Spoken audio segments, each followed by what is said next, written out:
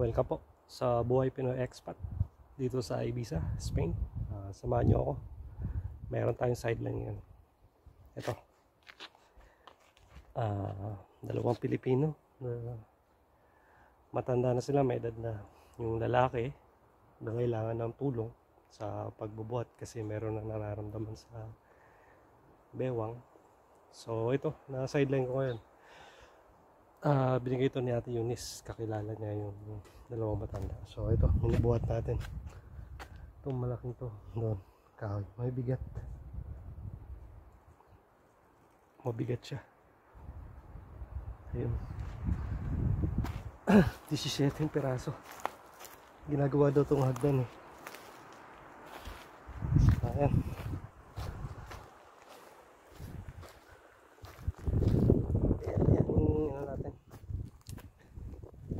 Baka may papagawa pa sila na iba. So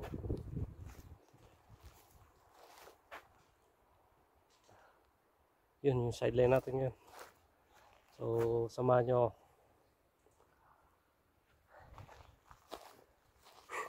Nakabuhat na tayo ng 2, 4, 6, 8, 10, 10. Mabibigat.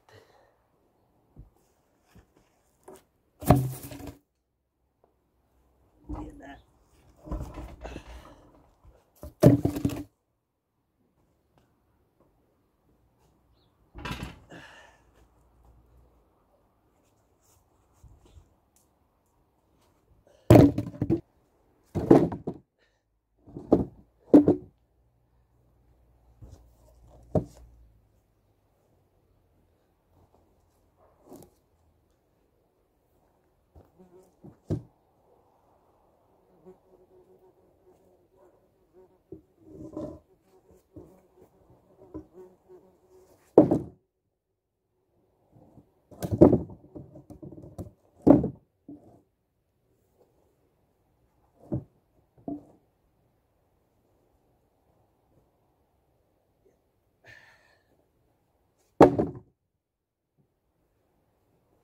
Mabigat siya.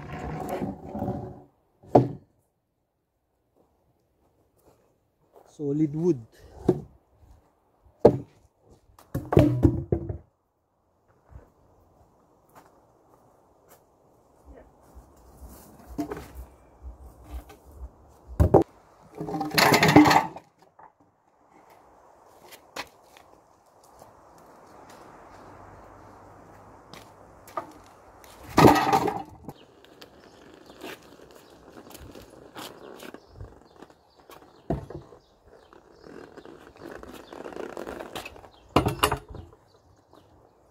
Problema, flat pa yung gulong. Ito. Kaya ang hirap siya itulak. Ayan, basak. May butas na siya. Ayan. Flat siya.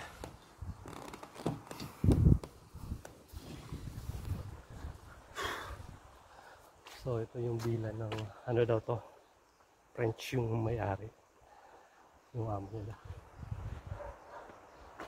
So yan sila nakatira. Maraming kahoy. Tapos yun yung dagat. Ayun. Hindi ko alam saan ang harap na ito eh. Baka doon likod ko kasi walang view dito na maganda. So binibidyo ako lang kuya. Nagbibidyo lang ako. Ayan, si kuya Rene. Sila yung ano, kakilala natin, Eunice. Yeah. Meron kaming kakilala lang dito na taga doon sa inyo. Bakit? At Dito sa Elisa. kamag-ala? Oo, wala. Ako lang magkasalit. Wala tayong kamag-ala. Sa Barcelona meron. Pero malayo dito. Paano ka nakapunta dito? Galing Jordan. Tapos Polonia. Poland. ulan. lumabas ako mula Poland hanggang Madrid. Tapos, Mga 2 araw. tagal din ah. Yeah. Sa Madrid.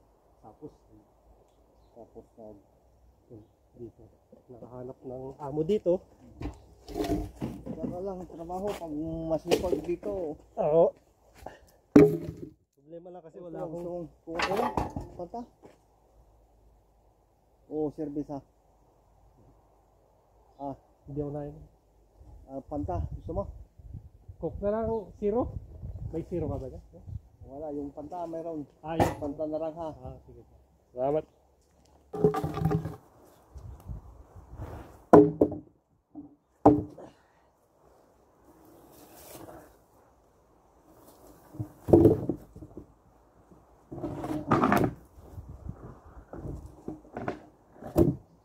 Mahirap kumita ng euro po, ano? Pero okay lang, malaki naman ang palitan.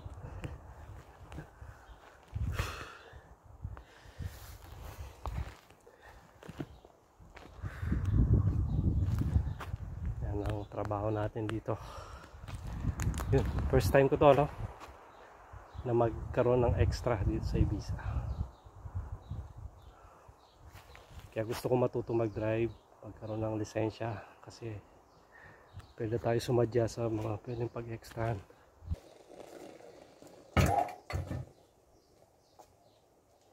Dito naman, ako naggala akong bayad. Ako na kayo bayad. Wala, yung pan lang. Libre ka na. Oo, si ate mo lang nagtatrabaho dito. Siya lang may sound. Ha? Siya lang yung may sound. Siya lang nagtatrabaho dito pero ako nagkukuhan dito sa garden eh. Ako naman eh, hindi ako makabot ng kuwan dahil sumasakit ito. Kuya Naka- Sinyo din eh. Ha? Ako din ang katulong doon. Nakabaha ako hanggang ngayon. Kabaha kayo. Oo, dito kumikirto. Alam ko kung ano. Nagastado na rin yung Nagpa-check up na kayo. oo. Ano? Ayaw nang paintindihan yung lumba. Yung lumbar. Delikado yan. ito. Dito sa Gulugod. May spinal. Operanda, lalagyan ng tornilyong guma. Natatakot naman ako na pa-opera dahil yung kaibigan ng kapatid ko sa Madrid nagpa-opera ng ganito. Dati nakakalakad na kwan. Ngayon na nakatungkod na kaya nagpukuan ako ng magpa-opera. Baka therapy, kaya pa. Ayun, nagtitirapi ako ng kwan. Lunes hanggang Biyernes.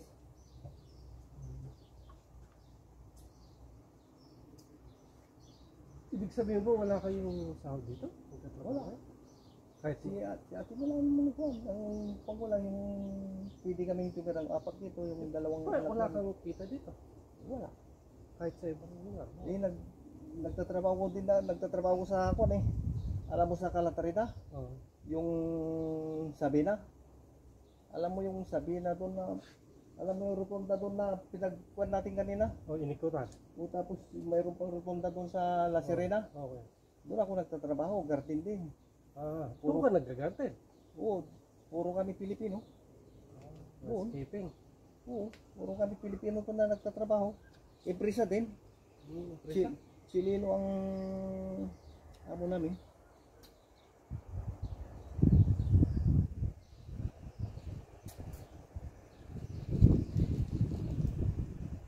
Trabaho ito nakuha sa kakabuhat ng mabibigat Noon.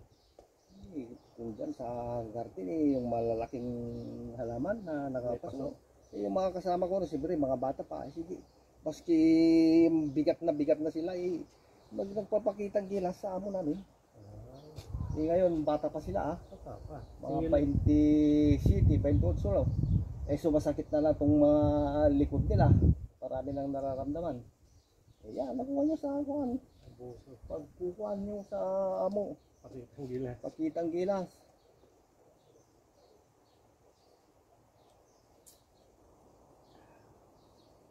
Kuya Arsenio din, may mga problema na. Ha? Kuya Arsenio? Hindi naalis yung kuan eh. Sciatica. Oo.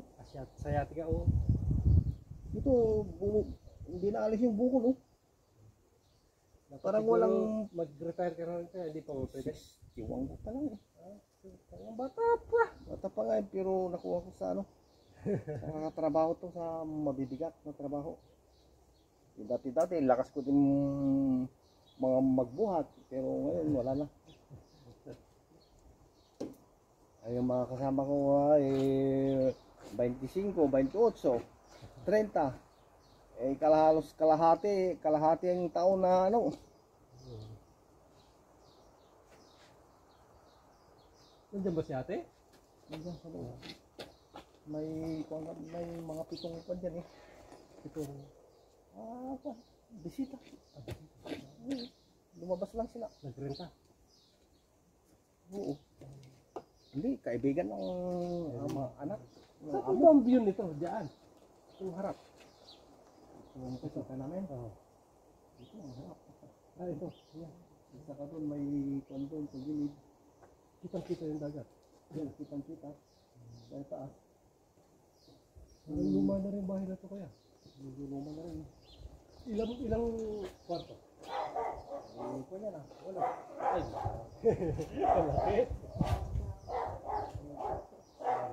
Mag-isa lang sa atin mo. Dito sa kakain. Hola, Tim. Basta. Dito sa ano?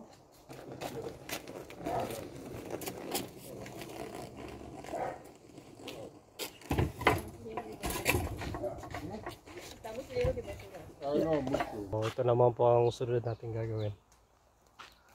Ito, puputulan. I-trim natin to.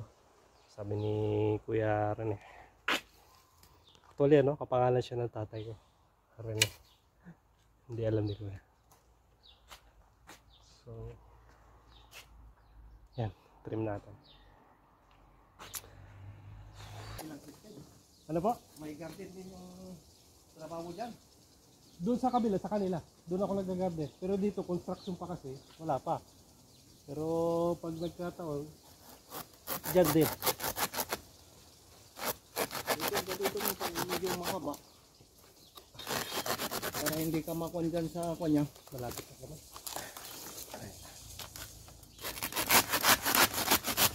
Ang ginagamit ko. Mas maganda para malayo ka sa tinik niya, eh.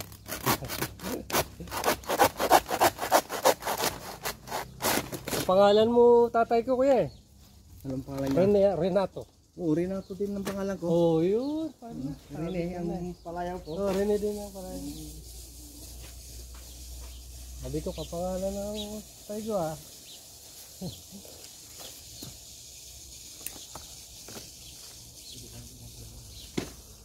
Yun nga, Renato, pangalan ni kuya.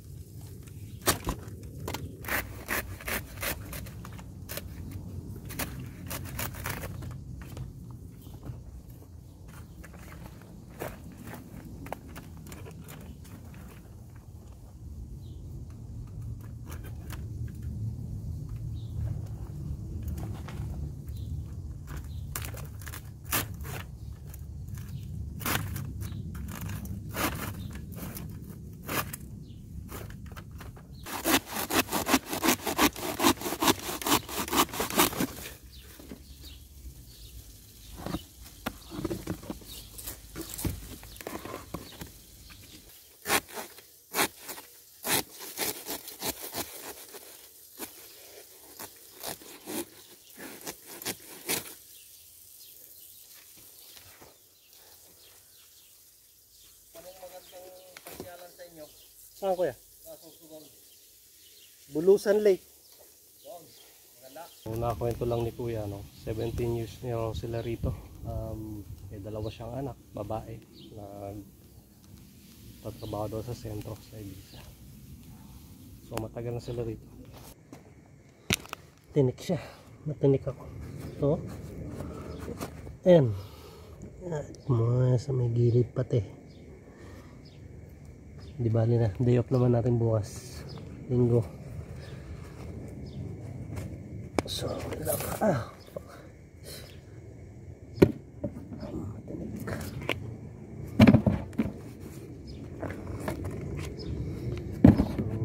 So, ano pala si na kuya? Halos 32 years na sa Espanya. Dito sa Ibiza. Grabe, ang tagal na pala nila dito. Mga veterano to. Mga veterano Filipino expat. 27 anyos daw siya nung pumunta siya dito sa Spain. Una daw sa Madrid sila. Tapos yun, may nakilala silang amo sa Madrid. Nakabili ng lupa dito ng bahay. Dinala sila dito sa Ibiza. Pangalawang amo pa lang daw nila to. Yung unang amo nila 15 years sila doon. Tapos itong French na amo nila ngayon 17 years sila. May dalawang anak daw siyang babae na dito na yata pinanganak. Sabi na. So mga veterano po ito, ano, na mga Pilipino dito sa Ibiza.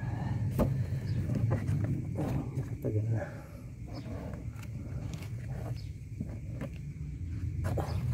Sabi sa akin ni kuya, hindi raw, wala daw bayad ang paggagado niya dito.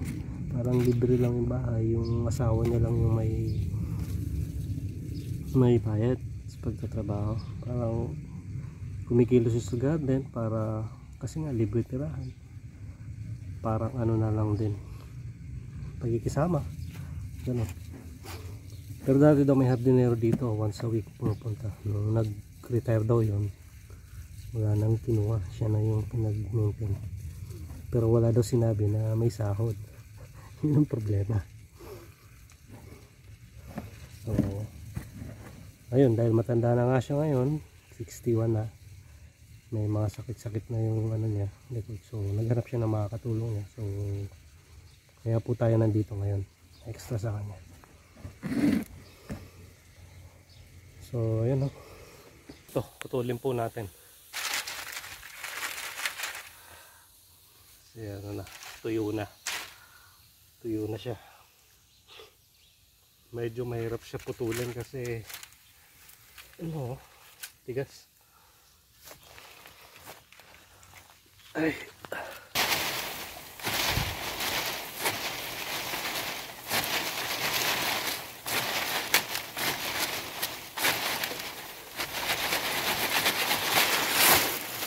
So ito po ano, isa sa mga bahay dito sa Ibiza. So, luma na siya, no, na pila. So medyo makalat na rin yung garden ni kuya. Kasi nga wala naman wala na talaga, hindi naman kasi dapat alam.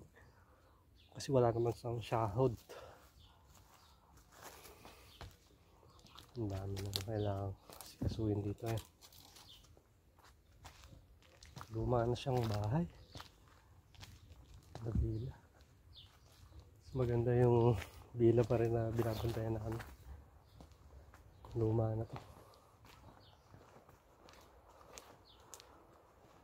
So ayun. Yun yung dagat. Ang ganda. Mas malapit to sa dagat. Yung pasa na to. Ayun, may swimming pool.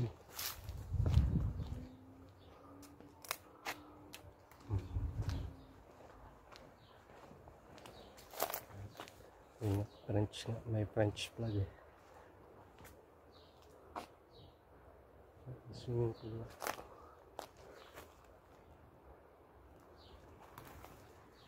Ganda pala dito.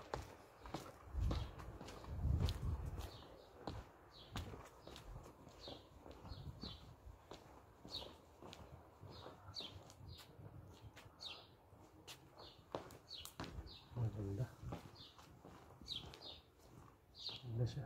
Ayun. Overlooking siya. Ayun. Ganda nga. So, ayun. Yung villa na to. Mas maganda nga yung villa na binantayan. Luma na kasi ito. Ayun. Pero walang kwarto daw to. Puro kawo, 8 rooms. Ayan. Kitang kita yung view. Calabadilla ang lugar na. Mas malapit sa sila. Baba mo na lang pag lumabas. Yung sunset.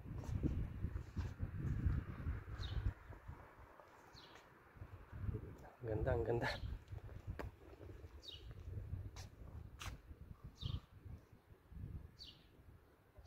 Calabadilla. Parang nadating na nga abang tanong ito yun. Let's go. Malaki. Yung French flag. Kasi French yung may-ari. Kaya may French flag. So ayan. 8 rooms. Malaki din. Europe. Laki. So, ang ganda. So ayan po. Sideline po natin to, no? Dito sa Ibiza. So subscribe lang po kayo sa mga nakakapanood ng aking channel, ng aking mga vlogs na hindi pa nakakapag-subscribe. Subscribe lang po kayo. So ito po ang buhay ko dito. Yan. Sideline. So tinatanong na rin nila kung gusto ko pa rin magtrabaho sa kanila kung linggo, 3 oras. So tingin natin nagugustuhan naman nila yung performance natin. So ito, tatanggal po natin yung mga to yung ano. Ito yung dahon.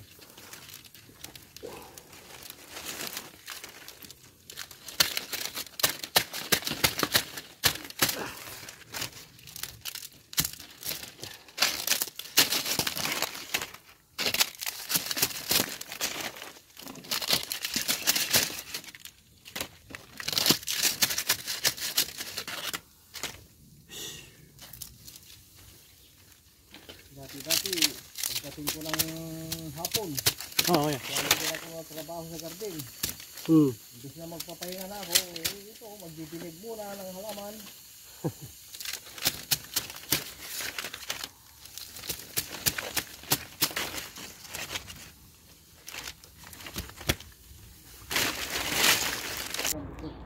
Sige, sige, sige.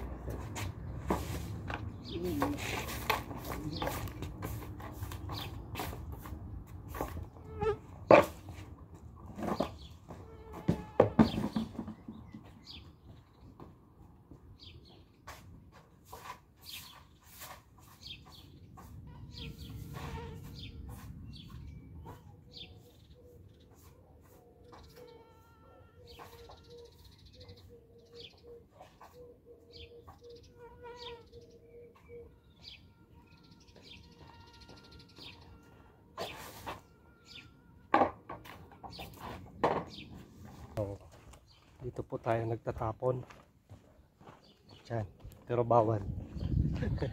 May multa daw yung amo ni Kuya pag may nakita na nagsumbong. Multa ng amo niya ng 3,000. At nakita tayo nagtapon dito. So, ni Kuya bago magtapon, silipin muna. Pero yung amo niya naman na may gusto na magtapon dito. So, biro mo. Multa 3,000 euro. Magkano na yun sa akin? Okay, tapos na. Yan. Anong pangalan nito, Kuya? Samerada. Samerada. Samerada. Yung sige Kuya rin eh. Nakikita daw nila ako nagbabike. Ako na, Kuya. Ako na. Ako na. Yung maliliit. Pusa dito. Cutie pa yung pusa din na dito. Anong pangalan nito? Kuya? Wilson. Wilson. Hmm? Kung may nagpuntang mga pusa dito, Oh. awayin niya. Day 2 po natin ng sideline dito sa sa ibang dila. So ito, tatanggal tayo ng mga ito yung dahon.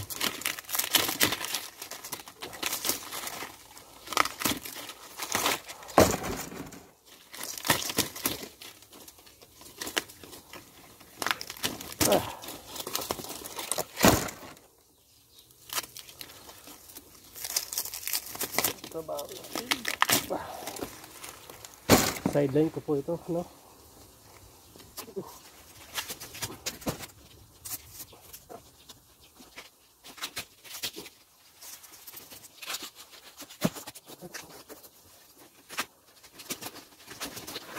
Delikado siya kasi sa mata. Ito, pag tumama ito sa mata mo, delikado. Matulis. Ayan, no? Pagka nagkamali ka ng ano, tutusok sa mata mo. Kailangan ingat.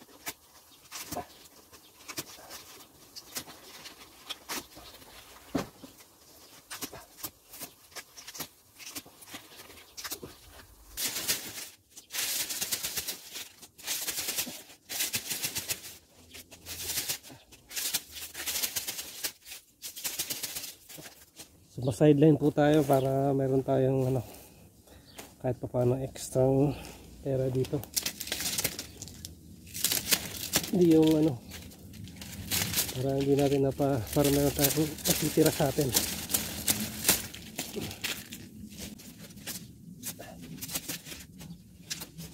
Ay.